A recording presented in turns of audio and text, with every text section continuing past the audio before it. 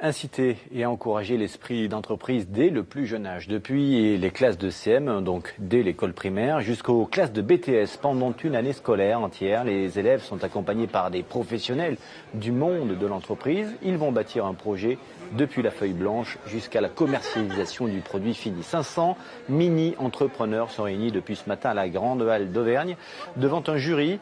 Ils doivent maintenant convaincre. Fabrice Montal, vous êtes le président et l'organisateur de ce rassemblement, président régional de l'association Entreprendre pour apprendre. Bonjour monsieur. Quels sont les critères d'évaluation sur lesquels ces élèves vont être jugés tout aujourd'hui ? Écoutez, déjà il faut rappeler que ce programme, c'est un travail de toute une année scolaire pour tous les jeunes. Et donc ça, c'est déjà un point très important à souligner. Les critères d'évaluation, eh bien, ils sont multiples. Bien entendu, il va y avoir une évaluation sur le produit, le service, l'idée en fin de compte et l'innovation. La partie commercialisation, puisque pour toute entreprise, l'enjeu est aussi de commercialiser. Et puis derrière, il va y avoir un enjeu d'évaluation aussi sur tout ce qui est les normes environnementales, le développement durable, la situation et la gestion financière de l'entreprise. Et puis la partie communication, puisqu'on sait qu'aujourd'hui, n'importe quelle entreprise qu'il existe, sans un bon produit, une bonne commercialisation et une bonne communication, il est difficile aujourd'hui de convaincre sur un marché. Alors avant d'aller plus loin, illustration avec ces apprentis patrons, apprentis salariés aussi, des élèves notamment du collège Pierre-Joël Bonté à Riom. En un an, ils ont fabriqué et ils ont vendu, ou ils vont vendre plutôt à l'avenir, des savons. Regardez ce reportage de Fabien Gandillon et d'Éric Taxil. Une mini-entreprise, c'est comme une vraie. Il y a le PDG, le DRH, le responsable de la comptabilité, celui de la relation client. À ceci près qu'ici, ce sont des scolaires. Cette classe de 3e a choisi de se lancer dans le commerce des savons. On a fait un brainstorming au début de l'année pour choisir notre idée. Toutes nos idées qui passaient dans notre tête, elles venaient donc sur un tableau et après on choisissait. Et à la fin, donc on s'est retrouvé avec l'idée du savon. Et on s'est dit que pourquoi pas commercialiser un savon bio auvergnat et qui est à la gentiane. Depuis le début de l'année, ils passent 2 heures par semaine à développer cette activité. Ils ont dû trouver l'investissement de départ, faire les études de marché, trouver le producteur et commercialiser leurs produits sous l'œil d'un parrain venu du monde de l'entreprise et de leurs professeurs. On a des élèves qui nous arrivent parfois en difficulté en lycée professionnel, en 3e. Ça leur permet de participer à un projet, travailler en équipe, découvrir le monde de l'entreprise et s'épanouir en travaillant différemment. En tout, 35 projets sont présentés cette année. Les meilleurs seront récompensés par des jurys.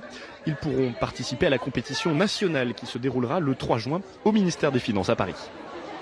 Alors Fabrice Montal, on l'a bien compris, il s'agit là de susciter des vocations entrepreneuriales, donner le goût de l'initiative. On est vraiment là dans l'esprit du temps, je dirais, et dans cette expression très largement reprise par tous, le fameux do it yourself. Il faut aujourd'hui plus que jamais se prendre en main et ne compter finalement que sur soi et attendre finalement peu des autres. C'est ça l'idée ? C'est ça, tout à fait. Et je crois que plus que jamais dans le monde que nous vivons aujourd'hui compliqué, pour donner aussi de la projection à nos jeunes pour demain, l'idée innovante, c'est surtout entreprendre pour apprendre. Je crois que le nom de notre association résume bien le programme. Et le concept est aussi de donner aux jeunes la possibilité d'apprendre en faisant. Et ça, c'est important.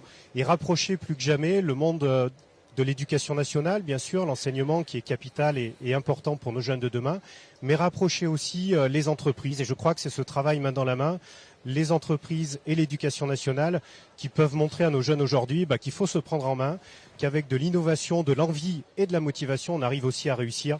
Et je crois que c'est le message aujourd'hui qu'il faut partager. Fabrice Montal, donner du sens aussi au travail, c'est pas évident quand on a 15-16 ans de donner du sens à ce que l'on fait dans un cadre scolaire. Donner du sens, en effet, c'est capital. Et une petite anecdote, mais c'est vrai que pour rencontrer, moi, tout au long de l'année, avec notre coordinatrice régionale, les établissements scolaires, les mini-entreprises et les enseignants qui investissent beaucoup de temps aux côtés des jeunes, j'ai une anecdote qui était très intéressante, c'est qu'un enseignant m'avait dit, j'avais certains jeunes dans mon cours, dans ma classe, qui étaient démotivés, pour lesquels je n'arrivais pas à trouver les leviers de motivation. Et le programme mini-entreprise m'a permis de les faire, entre guillemets, découvrir le monde de l'entreprise, découvrir l'esprit entrepreneurial. Et au travers de ça, on pu se révéler aussi au travers de l'école. Et je crois que là, c'est vraiment un gage de réussite et de confiance, en tout cas par rapport au programme mini-entreprise. Merci à vous, Fabrice Montal. Je rappelle que vous êtes président régional de cette association nationale qui s'appelle EPA, Entreprendre pour apprendre, et que vous étiez en direct depuis la Grande Halle d'Auvergne. Bon salon puisqu'il se poursuit jusqu'à ce soir à la Grande Halle d'Auvergne. Merci encore. Michelin.